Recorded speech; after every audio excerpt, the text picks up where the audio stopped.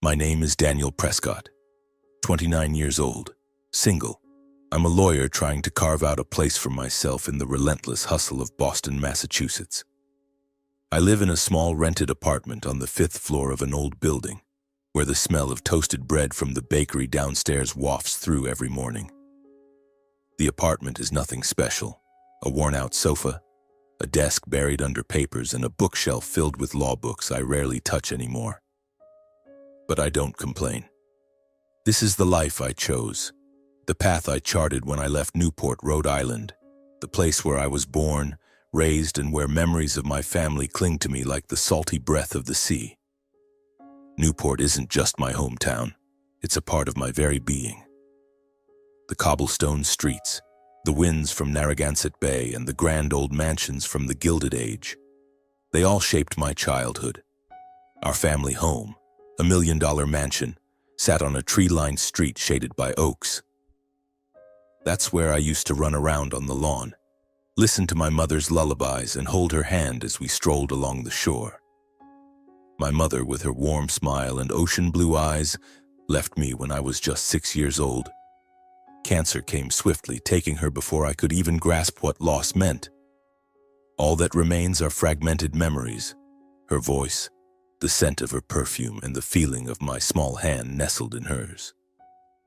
My father, Samuel Prescott, was a stern but deeply loving man. He ran an investment fund founded by my grandfather, a financial legacy spanning 3 generations, filled with stories of ingenuity, perseverance, and near bankruptcies.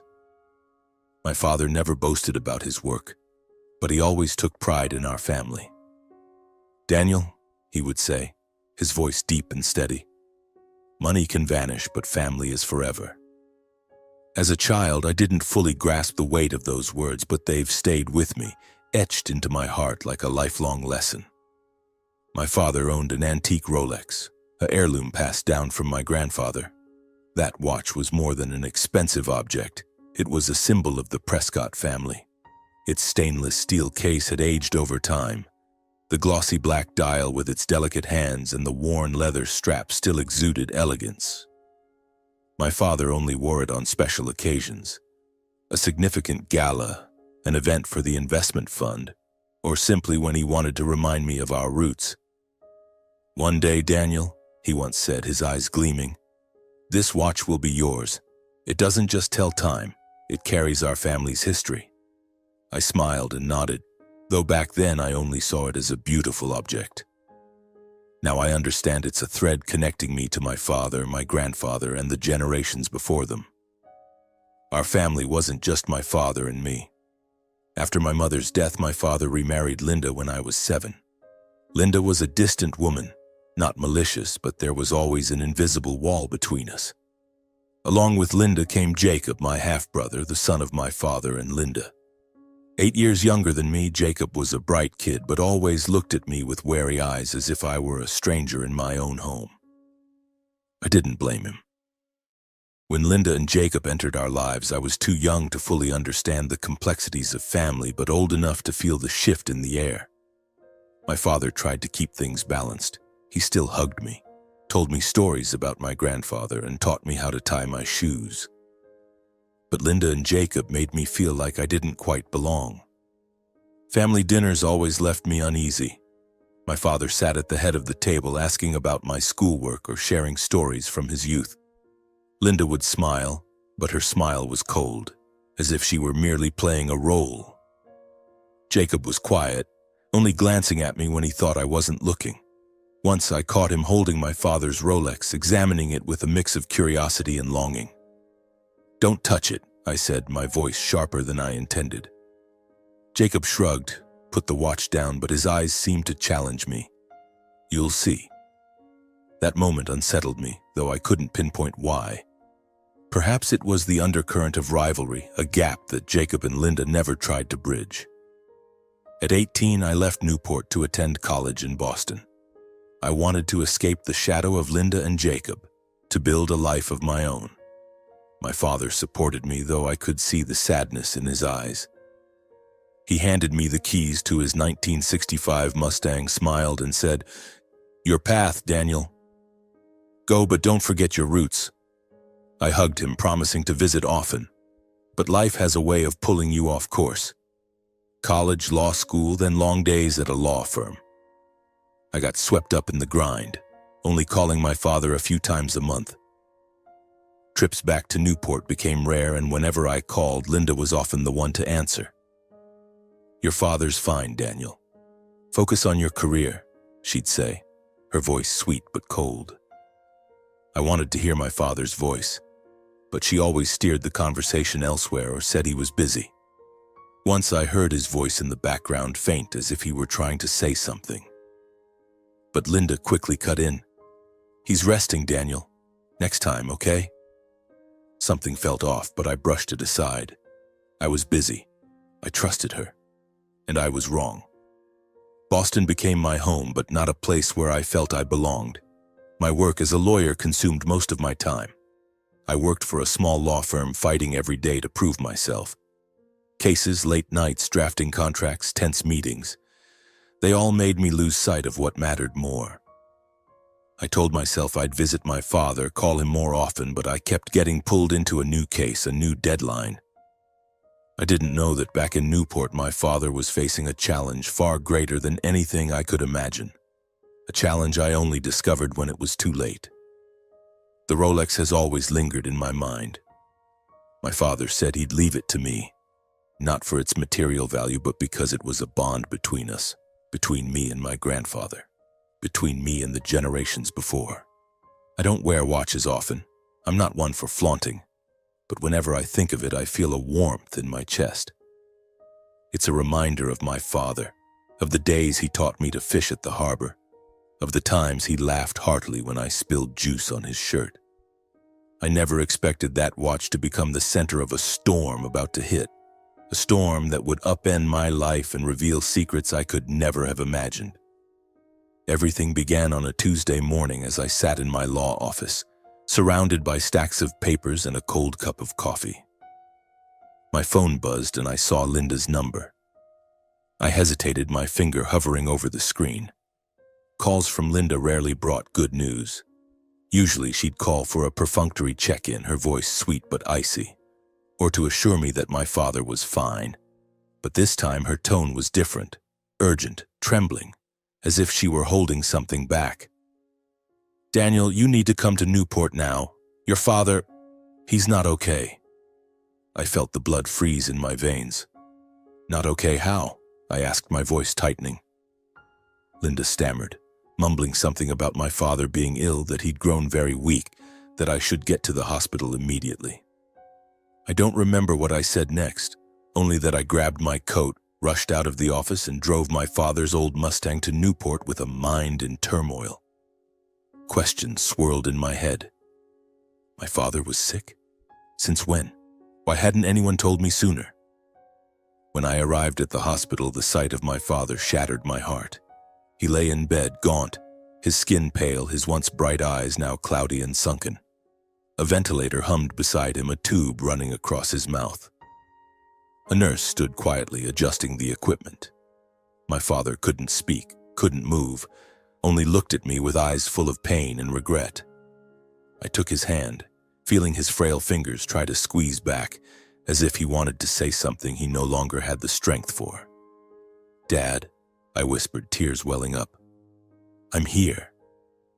The doctor pulled me aside and explained that my father had amyotrophic lateral sclerosis, a cruel disease that devoured the body bit by bit. He was in the final stages, unable to walk or speak, communicating only through faint nods in his eyes. He's been fighting for nearly 2 years, the doctor said, his voice heavy with sorrow. 2 years. 2 years I knew nothing about. I turned to Linda, who stood in the corner with Jacob, her eyes avoiding mine. Why didn't anyone tell me? I demanded, struggling to contain my anger. Linda pursed her lips and replied, Your father didn't want you to worry. He said you were building your career and shouldn't be distracted. Distracted? I nearly lost my composure. He's my father. Jacob stood behind his mother, silent, but his gaze was sharp, almost defiant. I wanted to press further, to dig into why they'd kept me in the dark. But my father's look from the hospital bed stopped me. He gave a faint nod as if to say, "Not now, Daniel." I swallowed my anger and returned to hold his hand, trying to make the most of the fleeting moments we had left. The weeks that followed were a nightmare. I took a leave of absence, handed off most of my work to colleagues, and spent nearly every moment at the hospital. But every time I visited, Linda or Jacob was there, as if keeping watch. Conversations with my father were brief, limited to moments where I tried to read his intentions through his eyes. I blamed myself endlessly. Why hadn't I visited more often? Why had I let work consume me? The infrequent calls, Linda answering for my father, I'd ignored too many signs. Once I asked my father's private nurse if he'd ever mentioned me. She nodded and whispered, "He always asked about you, but Mrs. Linda said not to bother you." Her words cut like a knife. I began to suspect that Linda and Jacob had deliberately kept me away from my father. But why? I had no answers, only a growing sense of unease, like a dark cloud looming closer. I tried to ask my father, but he was too weak, gazing at me with eyes full of sorrow, as if apologizing. I didn't know what he was sorry for, but I knew I'd failed him as a son. Then one morning, as I arrived at the hospital, the nurse shook her head as I entered the room. My father had passed away in the night, quietly, without a goodbye. I stood there, staring at his motionless body, feeling the world collapse around me. I knelt beside the bed, holding his hand, but it no longer squeezed back. "I'm sorry," I whispered, tears falling to the floor. I was sorry for not being there, for not realizing he was fighting alone, for letting Linda and Jacob build a wall between us. The funeral was heavy with tension. Linda and Jacob played the part of the grieving family perfectly, but I couldn't look at them without anger boiling inside me. I wanted to scream, to demand why they hadn't told me sooner, why they'd let my father die alone. But I held back, for my father, for the composure he'd taught me. I stood silently by the coffin, looking at his face one last time, and promised him I wouldn't let his legacy, our family's legacy, be forgotten. A few days later, my father's lawyer called me to review the will. I sat in a small, stuffy room facing Linda and Jacob. The lawyer, a middle-aged man with a dry voice, read aloud line by line. The Newport mansion where I grew up, where every memory of my mother and father lived, was left to Linda and Jacob. The entire estate, the investment fund, shares, and the multi-million-dollar house belonged to them. And me? I was left with the antique Rolex, the heirloom from my grandfather, the only legacy my father left me. I sat there, stunned, not because of the estate's value, but because of the betrayal I felt.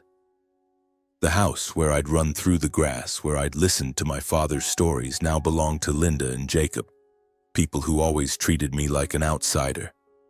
But when the lawyer handed me the small box containing the Rolex, I clutched it tightly, feeling its weight in my hand. The watch was more than an object. It was my final connection to my father, proof of his love. I looked at Linda and Jacob, their eyes cold, almost triumphant. I said nothing, stood up, left the room, and took the Rolex, the only thing I had left of him. Back in Boston, I placed the watch in my desk drawer where I could see it every day. I was grieving not for the estate, but for my father, for the years I'd missed, for the secrets I sensed but couldn't yet uncover. I began to suspect something was amiss with the will, with how Linda and Jacob had acted, but I had no proof, only a heavy feeling that this story was far from over. The days after the funeral passed in a haze. I returned to Boston to my work, but my mind was elsewhere. Every morning I opened the drawer and looked at the Rolex resting quietly in its wooden box, the dull sheen of its steel reflecting the desk lamp. It wasn't just an object, it was my father. The mornings he taught me to fish by the harbor, the times he laughed heartily when I spilled coffee on his shirt. I didn't wear it, I didn't dare. It was too precious, not for its monetary value, but because it was the only thing left of my father, the final thread connecting me to him. But every time I looked at it, a smoldering anger flared within me. Anger at Linda, at Jacob, and at myself for not seeing what was happening. My law office sat on a quiet street corner in Boston, where I worked like a machine, handling cases, drafting contracts, and trying not to let my emotions take over. But the Rolex in the drawer was a relentless reminder. I started taking it out more often, turning it over in my hands, feeling the tiny scratches on its steel case, as if it could whisper my father's secrets to me. One afternoon, as I prepared for a court hearing, my phone rang. It was Jacob. I frowned, my finger hesitating over the screen. Jacob rarely called, and whenever he did, a chill ran down my spine. "Daniel, you doing okay?" Jacob's voice was soft, but I could hear the falseness in it. "I was thinking of swinging by your office this afternoon to catch up. It's been a while." I wanted to refuse, to demand what he was up to, but I only replied curtly, "Fine. I'll be at the office at 4 p.m. I didn't know why I agreed. Maybe because I wanted to look into Jacob's eyes to search for any hint, however small, of what he and Linda were hiding. But that afternoon, the hearing I was handling ran longer than expected, and when I returned to the office, Jacob was gone. A colleague said he'd stopped by, waited about 10 minutes, then left when he didn't see me. He seemed in a hurry, my colleague shrugged. I nodded, but the unease surged again like an undercurrent pulling me under. I opened the drawer to check on the Rolex. It was still there, resting in its wooden box, the steel glinting softly. I breathed a sigh of relief, but just a few days later, the real nightmare began. That morning, I arrived at the office early to prepare for a client meeting. I opened the drawer, intending to take out the Rolex and look at it as I often did, but the wooden box was empty. My heart stopped. I tore through the drawer, spilling papers onto the desk, checking every corner, but the watch was gone. I stood there, hands trembling, feeling as if I'd just lost a piece of my father. It wasn't possible. I always locked the drawer, always checked it carefully before leaving the office. Who could have taken it? And then, like a bolt of lightning, Jacob's face flashed in my mind. I called Jacob immediately, my voice shaking with rage. "Jacob, what did you do with the watch?" I didn't bother with pleasantries. Jacob responded with a calm, almost surprised tone. "The watch? What are you talking about, Daniel? I don't know anything about it. I just stopped by your office to check in, but you weren't there." I wanted to scream into the phone to force him to confess, but I had no proof. "You sure you didn't lose it?" he asked, and I caught a hint of mockery in his voice. I hung up, unwilling to hear another word. I knew Jacob had taken the watch. My instincts, the same ones that had helped me win countless cases, were screaming that he was involved. Jacob had never been close enough to visit just to check in. He'd never done that in all the years we'd known each other. But call the police? I hesitated. Making a scene could make things worse, especially without clear evidence. I didn't want to look like a paranoid fool, or worse, tarnish my father's name with a family scandal. But I also couldn't let the Rolex go, not just because it was an heirloom, but because it was the last thing my father left me. After sleepless nights, I decided to hire a private investigator named Carl, recommended by a colleague. Carl was a middle-aged man, taciturn, with eyes sharp as razors. "I need you to follow my stepmother and half-brother," I said, handing him information about Linda and Jacob. "They might be involved in a theft. I want to know what they're doing, where they go, who they meet." Carl nodded, jotting down notes quickly, and promised to report back soon. I didn't say much about the Rolex, only that it was an important family item. But as I left Carl's office, I felt a slight relief, as if I'd begun to reclaim some control. A few days later, I met with Mark, my best friend from college. Mark now worked for a security firm, a big guy with an easy smile but a razor-sharp mind. We met at a small cafe in downtown Boston, where the smell of toasted bread and soft jazz music eased some of my tension. I told Mark everything, about my father, the will, the Rolex, and my suspicions about Jacob. Mark listened without interrupting, occasionally nodding or frowning. When I got to the part about the watch being stolen, he leaned forward, his eyes lighting up. "Daniel, are you sure Jacob took it?" Mark asked, his tone serious. I nodded. "I don't have proof, but I know him. Jacob didn't just stop by to visit, he wanted something, and the watch is the only thing that matters to me. Mark nodded, deep in thought. Look, I work with places where valuable items change hands. Auction houses, museums, that sort of thing. If Jacob took the watch, he might try to sell it. I'll keep an eye out for you. But don't do anything stupid. If Jacob and Linda are behind this, they won't stop at the watch. Mark's words sent a chill through me. I hadn't thought that far ahead, but he was right. Linda and Jacob had taken the house, my father's estate.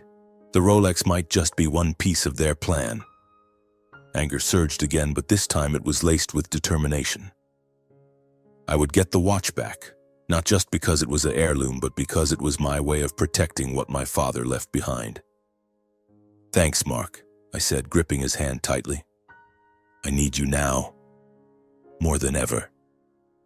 As I left the cafe, I felt a flicker of hope, but also a heavier weight than ever before. I knew I was stepping into a dangerous game where my opponents were my own family. But I had no other choice. The Rolex wasn't just an object. It was my promise to my father, proof of his love and legacy. And I wouldn't let anyone take it from me. The days that followed were a blur of half-consciousness. Each morning I opened my desk drawer, staring at the empty space where the Rolex once lay, and the sense of loss surged again, like a wound that never healed. Work at the law office continued, cases, meetings, contracts, but my mind was elsewhere. I checked my phone constantly, waiting for news from Carl, the private investigator I'd hired to track Linda and Jacob. Every time it buzzed, my heart raced, hoping he'd found a clue. But Carl's reports were brief. Linda went shopping. Jacob met with friends, nothing unusual. I began to wonder if I was imagining things, if my grief over losing my father had turned me into a paranoid skeptic. Then one Friday evening, as I sat in my apartment staring out the window with a cold cup of coffee in hand, my phone vibrated. It was Mark. His voice was urgent, a stark contrast to his usual calm. "Daniel, brace yourself," he said, cutting straight to the point. "I just saw Linda and Jacob at the auction house where I work. They brought in a watch to consign, an antique Rolex, exactly like the one you described." My heart stopped. I gripped the phone tightly, trying to keep my voice steady. "You're sure, Mark? Absolutely sure it's my father's?" "I can't swear it's 100%, Mark replied. "But I've worked with antiques long enough to know a Rolex like that isn't easily mistaken. Stainless steel case, black dial, worn leather strap. They requested an appraisal and wanted in next week's auction. I took a picture. I'm sending it to you now." Moments later, my phone pinged with a message. I opened the photo and my blood boiled. It was my father's Rolex, unmistakable. The tiny scratch on the corner of the case, the faint patina of time on the dial. Rage erupted within me, intertwined with pain. Linda and Jacob didn't just take the watch. They were trying to sell it as if it meant nothing more than a handful of cash. "What's your plan?" Mark asked, his voice tinged with concern. I took a deep breath, trying to rein in my emotions. "I don't know yet, but I need to get it back." "Can you help me?" Mark paused for a moment before replying. "I'll keep a close eye on things. The auction is next Wednesday. If you're going to act, you need to move fast. I'll try to stall them, but you'll need solid proof, Daniel. Auction houses don't mess around with this stuff." I nodded, though he couldn't see me. "Thanks, Mark. I owe you." I hung up and sank onto the sofa, my mind reeling. Linda and Jacob were trying to sell the Rolex, the last heirloom my father left me, given with all his love and trust. I felt betrayed, not just by them, but by the years I'd let them manipulate me, building a wall between me and my father. But my anger didn't blind me. I knew I needed proof, a plan. I called Carl and told him what Mark had shared. "They took the watch to an auction house," I said, my voice trembling with fury. "I need you to confirm it. Find out what they've done, who they've met, and why they dare do this." Carl agreed, promising to dig deeper. 2 days later, he called back, his voice low and steady. "Daniel, I've got something. Linda and Jacob visited the auction house twice this week. The first time was to consign the watch, the second to meet with an appraiser. I spoke to a staff member there, off the record, of course, and they confirmed the watch was consigned under Linda's name. They don't know anything about you or its origins. But here's the odd part. Jacob was impatient, kept asking when the auction would happen like he needed the money urgently. I gripped the phone, feeling the pieces starting to fall into place. Jacob needed money urgently? Why? The Newport mansion, my father's investment fund, they already had everything. Why risk selling the Rolex? I didn't understand, but one thing was clear. I wouldn't let them get away with it. The watch wasn't just an object. It was my father's legacy, my promise to him. I would take it back no matter the cost. I called Mark back, my voice now steadier than ever. Mark, I need to meet you. We have to make a plan. I want to confront Linda and Jacob, but I need to do it right. Mark agreed to meet me that same evening at the old cafe. When I walked in, Mark was already there, a black coffee in front of him. His expression serious, but with a hint of the playful spark I remembered from our college days. I pulled up a chair, sat down, and got straight to the point. They're trying to sell the Rolex, Mark, the one my father left me. I don't just want it back. I want them to pay. Mark raised an eyebrow, took a sip of his coffee, and nodded slowly. You're playing hardball, huh? All right, but you need to understand, if you make a scene, there's no turning back. Are you ready? I looked into Mark's eyes, a fire of determination surging within me. I'm ready. They took my father, they took the house, and now the watch. I won't let them take anything else. Mark grinned, a mix of concern and approval in his smile. That's the Daniel Prescott I know. All right, here's the deal. The auction is in 3 days on Wednesday. I can get you into the hall without drawing attention.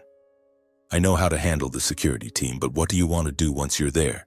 Confront them head on? Or do you have another plan? I sat back, my mind racing with options.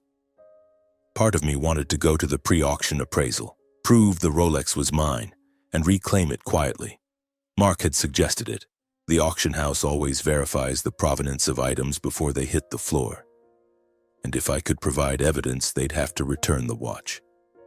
I had the will, my father's signature, and old family photos of him wearing the Rolex. But the idea of a quiet victory didn't satisfy me. Linda and Jacob didn't just take the watch. They'd stolen my father's final years, building a wall between us. They didn't deserve an easy pass. Mark, I said, my voice low but firm, I want to expose the truth. Right there in the auction, in front of everyone, the wealthy, powerful people of Newport. I want Linda and Jacob humiliated with no way to deny it. And I want the police to handle them for theft. Mark raised an eyebrow but didn't object. He nodded as if he'd anticipated my choice. All right, but if you're going that route, you need to be prepared. That auction hall will be full of big players. If you make a scene without proof, they'll side with Linda and Jacob. What do you have? I told Mark about the will, how my father left the Rolex to me, and about Jacob's visit to my office just before the watch disappeared. I don't have direct proof Jacob took it, I admitted. But Carl's tracking them, and you saw them consign the watch. That's enough to start with. Mark nodded, but his eyes remained cautious. You need more than that, Daniel. An accusation won't cut it. You need something undeniable, evidence they can't talk their way out of. I knew Mark was right, but time was short. Only 3 days until the auction, and I needed to act fast. You can get me into the hall without being noticed, right? I asked. Mark nodded.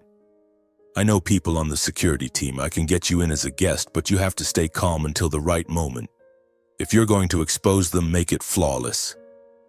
I smiled, though my heart was still heavy. I'll make it work. I promise. The next few days were a race against time. I contacted Carl, asking him to focus on every move Linda and Jacob made. Carl reported that they were frequenting the auction house, meeting with staff and seeming confident about selling the Rolex. They're acting like they've got nothing to worry about, Carl said over the phone, his voice low. But Jacob's jumpy. He keeps looking over his shoulder like he's afraid of being followed. That detail solidified my certainty. They knew the watch was mine, and they were trying to cover their tracks. I prepared as best I could. I made copies of the will and dug up old photos of my father wearing the Rolex and documented every detail about Jacob's visit to my office. I wasn't sure if it would be enough to convince the auction house or the police, but it was all I had. Each night I sat in my apartment staring out at Boston's glowing skyline, imagining the moment I'd confront Linda and Jacob. I pictured their panicked faces, the silence of the auction hall, and the feeling of justice being served. But deep down, I was scared. Scared I'd fail, scared the Rolex and my father's legacy would be lost forever. The night before the auction, I couldn't sleep. I lay on the sofa staring at the ceiling, thinking of my father. I remembered his eyes in his final days, frail but full of love. I remembered his words about the Rolex. "It's not just time, Daniel, it's our family's trust." I clenched my fists, feeling as if my father was somewhere watching me. "I won't let you down," I whispered, unsure if he could hear me. On the day of the auction, I woke before dawn. The apartment was silent, save for the ticking of the wall clock, a constant reminder of time slipping away.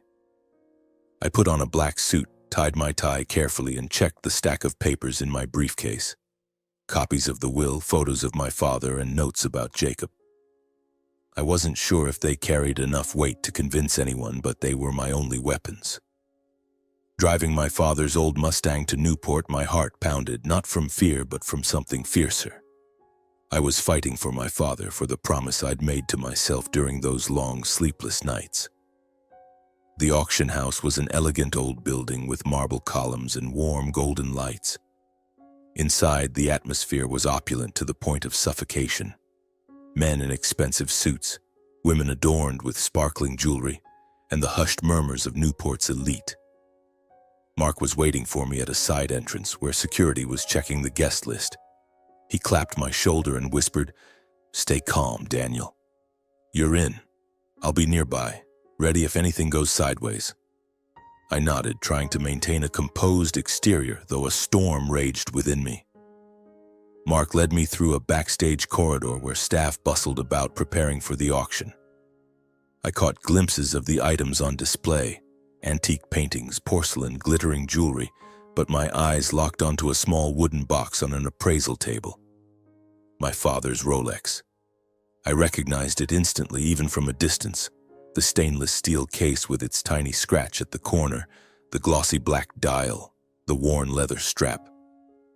My heart raced, but I held myself back, knowing the moment to act hadn't yet arrived. Before the auction began, the house conducted a final verification of the item's authenticity. I stood in a corner, hidden behind a curtain, watching through a narrow gap. An expert, an older man with gold-rimmed glasses, carefully picked up the Rolex, examining every detail under a light. He removed the strap, inspected the dial, then suddenly paused. I saw him frown, pull out a small screwdriver, and carefully pry open a tiny compartment on the back of the watch. My heart stopped. Something was wrong. Then, as if in a dream, a micro SD card fell out of the compartment. The room fell silent, save for a few whispers from nearby staff. The auction director, a middle-aged woman with her hair in a tight bun, approached, her face puzzled. "What is this?" she asked, her voice low but sharp. The expert shook his head, clearly surprised.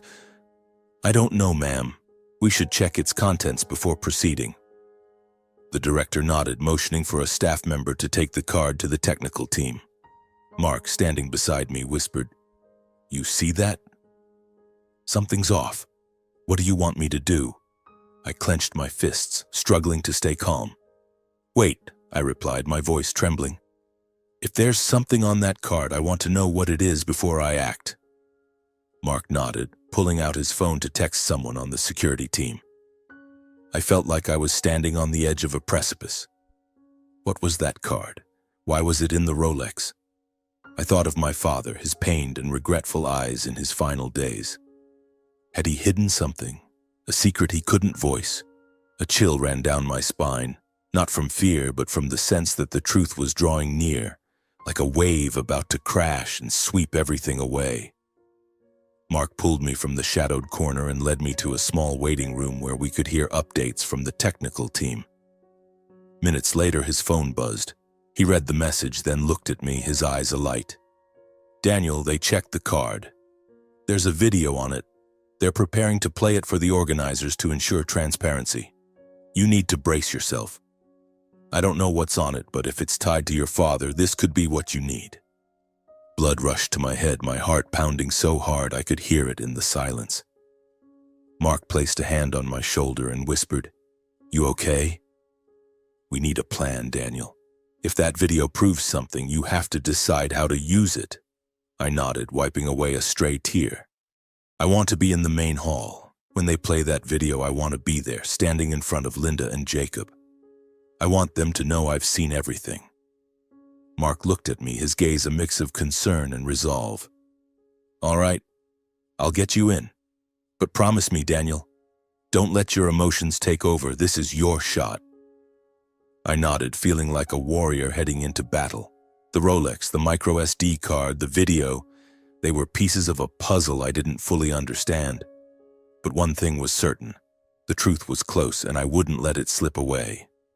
I followed Mark, my heart pounding, ready to face Linda, Jacob, and whatever secrets were about to be revealed.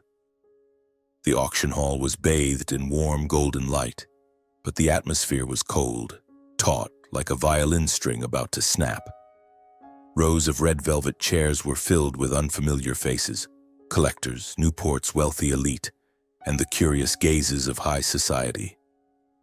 I stood in a shadowed corner near the back of the room, thanks to Mark's arrangements to keep me unnoticed. He stood beside me, his sharp eyes scanning the crowd.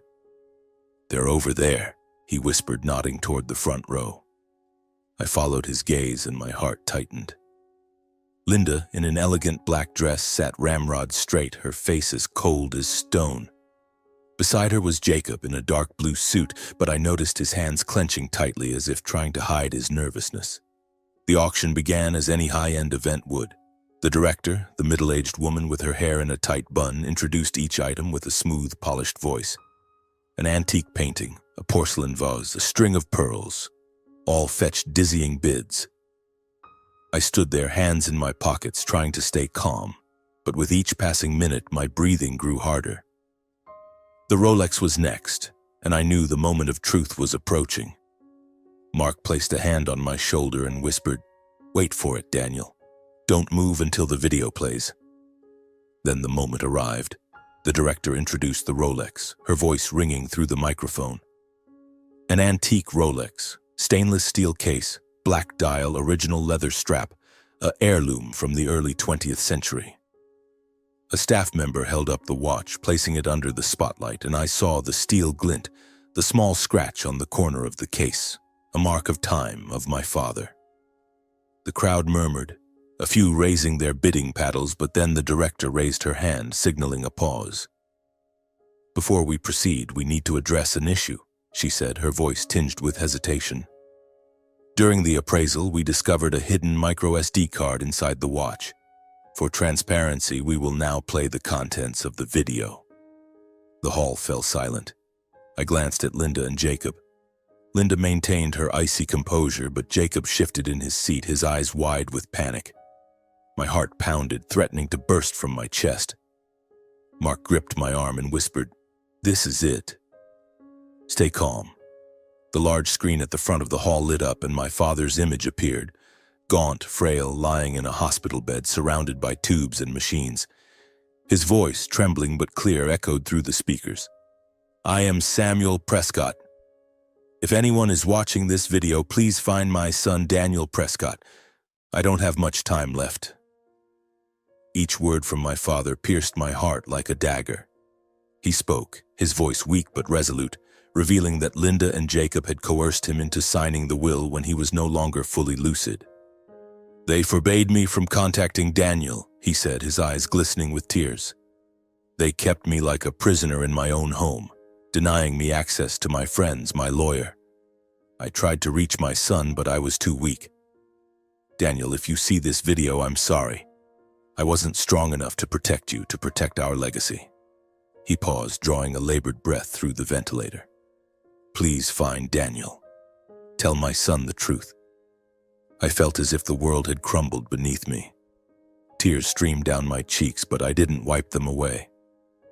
Pain, anger, and self-reproach churned in my chest, making it hard to breathe.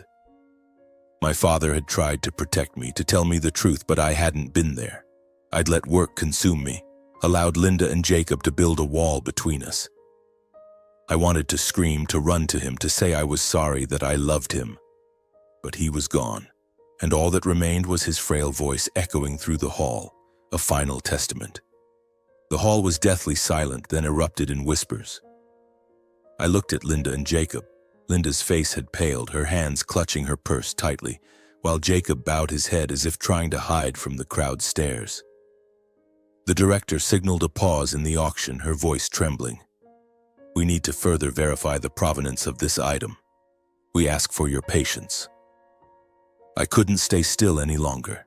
The anger and pain within me exploded, propelling me out of the shadows. I wiped my tears, took a deep breath, and spoke loudly, my voice echoing through the hall.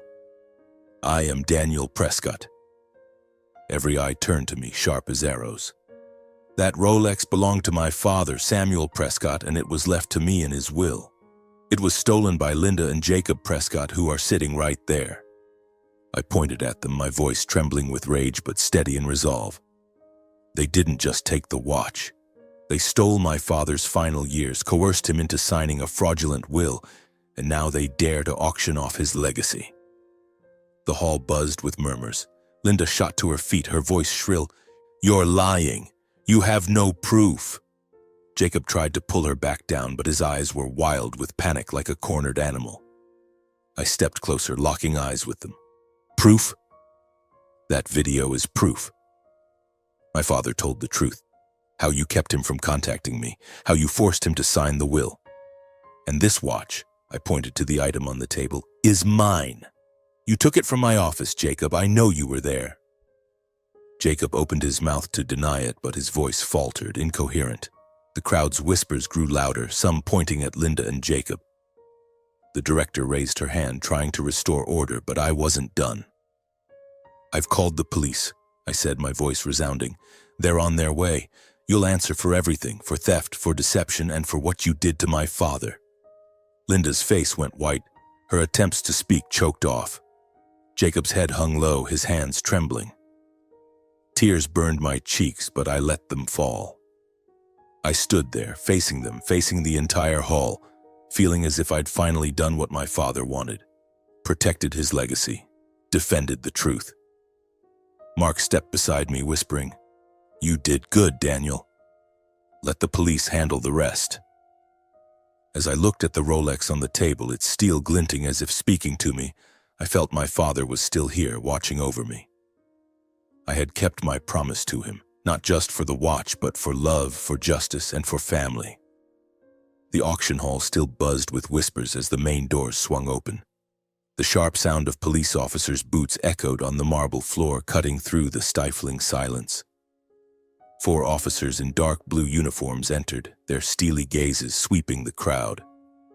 The auction director stood abruptly, trying to maintain composure, but her voice faltered as she exchanged quick words with an officer. I stood there, my heart pounding, not with fear this time, but with relief. As if the weight of the past months had finally begun to lift. Mark gripped my shoulder and whispered, You did it. I nodded, my eyes fixed on Linda and Jacob. Linda tried to maintain her haughty demeanor, but her trembling hands betrayed her. Jacob was utterly broken. His head hung low, shoulders shaking as if he knew there was no escape. Mrs. Linda Prescott and Mr. Jacob Prescott, one officer said, his voice deep and authoritative. You are under arrest on suspicion of theft and unlawful appropriation of property. Please come with us. Linda opened her mouth to protest, but an officer raised a hand to stop her. You have the right to remain silent, he said, his voice cold as steel. Anything you say can be used against you in court. Jacob stumbled as he was led away, his eyes briefly meeting mine, not with the defiance of before, but with desperation. I felt no pity. They had taken too much. Not just the Rolex, but my father's final years. Now they would face the consequences. The director signaled for a staff member to remove the Rolex from the auction table, placing it in a protective case. "This item will be held as evidence," she said, her voice trembling. "The auction will be postponed until this matter is resolved." The crowd began to disperse, their whispers growing louder, but I didn't care. I stepped closer to the table where the staff was sealing the watch. "That's mine," I said, my voice hoarse but resolute. "It belonged to my father, Samuel Prescott, and was left to me." The director looked at me, her eyes a mix of sympathy and uncertainty. "We'll verify, Mr. Prescott, but with that video, I believe you." I turned to see Mark standing near the exit, a faint smile on his lips. "You did great," he said. "Now go home, get some rest. You need it." But I shook my head. "It's not over, Mark. I need to make sure they don't get away. Not just for the watch, but for everything they've done." Mark nodded as if he understood the storm still raging inside me. "The police asked me to come to the station to give a statement. I brought the copies of the will, the photos of my father wearing the Rolex, and my notes about Jacob's visit to my office. At the station, I met Ellen, a sharp-witted lawyer I knew from my Boston days, her eyes never missing a detail. I told her everything, from my father's illness and Linda's secrecy to the stolen watch and the video on the micro SD card. Ellen listened, jotting down notes quickly, then set her pen down. "Daniel, that video is key evidence. It not only proves the watch is yours, but raises serious questions about the will's validity. If your father was coerced, we can challenge the entire estate." I nodded, a spark of hope cutting through the darkness. "Can you do it?" I asked, my voice low but filled with hope. Ellen smiled, a confident smile. "I'll do everything I can, but brace yourself, this will be a long legal battle." I looked at her, determination surging within me. "I'm ready. For my father." As I left the police station, night had fallen. I drove back to Boston, my mind still reeling from the day's events. The Rolex was being held as evidence for now, but I wasn't worried. I knew it would come back to me. What haunted me was my father's voice in the video, frail but full of love. He'd tried to protect me even when he had no strength left, and I had failed to be there for him. But now, I wouldn't fail to seek justice. The months that followed were an endless string of long days, filled with meetings with Ellen, hours poring over documents and sleepless nights. The trial against Linda and Jacob was scheduled at the Newport courthouse, and I knew it would be my last chance to set everything right. I prepared meticulously, bringing everything I had: the will, photos of my father wearing the Rolex, Carl's testimony about Jacob's actions at my office, and most crucially, the video from the micro SD card, my father's final testament, undeniable proof. On the day of the trial, I entered the courtroom with a heavy but resolute heart. The room was smaller than the auction hall, but the atmosphere was heavier, as if every gaze was passing judgment. Linda and Jacob sat at the defendant's table, their eyes avoiding mine. Linda still clung to her haughty demeanor, but I could see exhaustion etched on her face. Jacob looked haggard, as if the past months had drained his vitality. I sat at the plaintiff's table beside Ellen, feeling like I was gearing up for the final battle. The judge, an older man with a stern gaze, called the court to order. Ellen stood, presenting the case with razor-sharp clarity. She described how Linda and Jacob had coerced my father into signing the will when he was in poor health, how they isolated him, and how they stole the Rolex to sell at auction. But the heart of it all was the video. When Ellen requested it be played, the courtroom fell silent. My father's image appeared again, his frail voice echoing through the speakers. "I am Samuel Prescott. Please find my son, Daniel Prescott." I bowed my head, tears welling up again. Each word from my father was a dagger, but also a reminder of why I was here. Ellen turned to me, placed a hand on my shoulder, and whispered, "You okay?" I nodded, wiping my tears quickly. "Keep going," I said, "for my father." When the video ended, Ellen presented the additional evidence. Carl's testimony, the photos of the Rolex, and the original will clearly stating the watch was left to me. She argued that the will distributing the estate to Linda and Jacob was invalid, as my father had been coerced while not of sound mind. Linda and Jacob's lawyer tried to counter, claiming my father signed willingly and that the video lacked legal weight. But the judge frowned, clearly unconvinced. After 3 grueling days, the verdict was delivered. The judge declared the previous will invalid due to clear evidence of coercion. Linda and Jacob were convicted of theft and unlawful coercion in creating the will. The Newport mansion, the investment fund, and all of my father's assets were recognized as rightfully mine, the legal heir. The Rolex, held as evidence throughout the process, was finally returned to me. Holding the watch in my hands, I felt as if my father were standing beside me, smiling. I had done it, not only reclaimed his legacy but restored justice for him. Linda and Jacob left the courtroom in silence, their eyes reflecting only defeat. I felt no satisfaction, only relief, as if I had finally fulfilled my promise to my father. I left the courtroom and stepped into the August sunlight of Newport, where the salty scent of Narragansett Bay mingled with the fragrance of nearby gardens. The Rolex rested in my suit pocket, heavy but warm, as if reminding me that my father was still out there watching over me. I drove the old Mustang back to the mansion, the home where I grew up, filled with my mother's laughter and my father's stories, now rightfully mine again. As I walked through the oak doors, I felt the breath of the past, as if the house itself were welcoming me home. I stood in the living room where sunlight streamed through large windows, glinting off the polished wood floor. On the fireplace mantel, I placed the Rolex, not in its box but free, a symbol of what I had fought to preserve.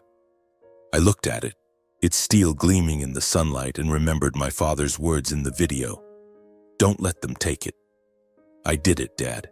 Not just the watch, not just the house, but the truth. The truth about your love, about our family's legacy. In the days that followed, I began to rebuild my life. The mansion was more than a house. It was a responsibility, a reminder of what my father had left behind. I didn't want to sell it, didn't want to turn his legacy into money. But I also didn't want it to be just a place to live where memories of my father would gather dust. I wanted it to live, to mean something, the way my father always lived for family and the values he held dear. An idea began to take shape, to transform the mansion into the heart of a larger project, something my father would be proud of. I contacted Ellen, my lawyer, and shared the idea. I want to establish a scholarship fund in my father's name, the Samuel Prescott Foundation, I said, my voice brimming with determination. The mansion will be its headquarters, a place for fundraising events where disadvantaged kids from Newport can come, learn, and dream. I want to help them the way my father always believed in me. Ellen smiled and nodded. That's a wonderful idea, Daniel. Your father would be proud. We set to work, transforming the mansion into an open space for community events, exhibitions, and gatherings to support the foundation. Each year, the fund would award scholarships to underprivileged students in Newport, kids like the ones who ran along the cobblestone streets as I once did, dreaming but lacking opportunity. I returned to Boston, but I was no longer the same Daniel Prescott. My work as a lawyer continued, but I didn't let it consume me anymore. I made time to remember my father, my mother, and what truly mattered. Each morning I wore the Rolex, not to show off, but because it was a part of me, a part of my father, my grandfather, the Prescott family. It reminded me that time is precious, that family is not just blood, but what you fight to protect. One afternoon, I sat on the lawn behind the mansion, looking out at the bay. The breeze carried the scent of salt, and I heard the waves crashing like my father's whispers. I thought about the journey. From the days I was lost in work, missing my father, to the moment I confronted Linda and Jacob and finally reclaiming what was mine. I learned that justice isn't just about triumphing over others, it's about preserving what you love, living true to what your parents taught you. If I could offer anyone advice, it would be this. Cherish your loved ones while they're still with you. Don't let work, money, or fleeting things pull you away. Listen, be there and fight for what's right. My father left me the Rolex, not to keep it locked in a box, but to live with it,